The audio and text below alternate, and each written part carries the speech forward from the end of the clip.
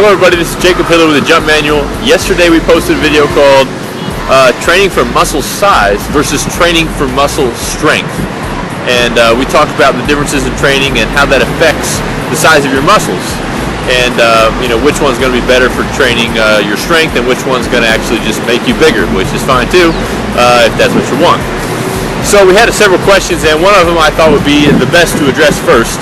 And that question was, does big muscles mean that I'm going to be slower?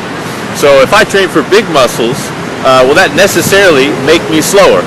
And really, it's kind of a tricky question, and because we discussed that there's two ways to make your muscles a little bigger.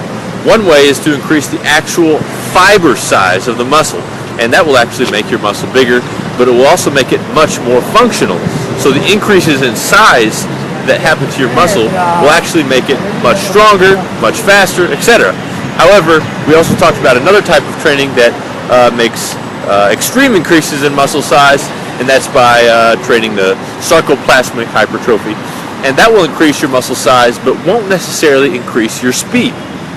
So, the answer really is, if that size comes from sarcomeric hypertrophy and functional muscle size, then the increase in size will actually make your muscle much stronger, and so it's just a necessary evil. That small increase in size is kind of a necessary evil, if you will, to make you much stronger, much faster, much more explosive.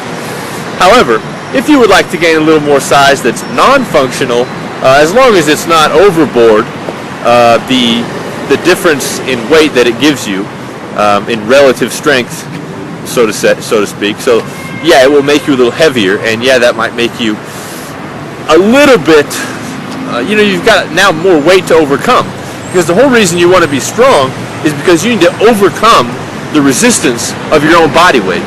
And so if that is hindering your ability to overcome the resistance of your own body weight, which it will be if you're gaining 50, 60, even maybe 10, 20, 30, 40 pounds of additional non-functional muscle size, then yeah, it might make you slower. It might require that you have additional strength. So now here's where things get interesting, okay? Because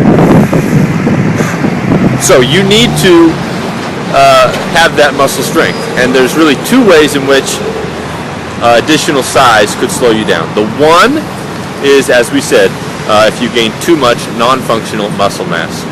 But the other thing to think about here is if you already have enough strength to overcome your own body weight.